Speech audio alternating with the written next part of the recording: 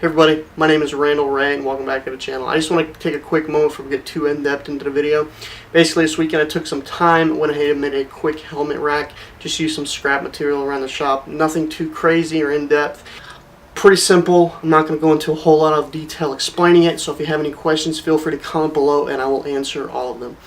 In the meantime, you guys enjoy the video. If you do like it, give me a thumbs up, and if you don't already, go ahead and click that subscribe button. You guys have a good one. I'll catch you next time.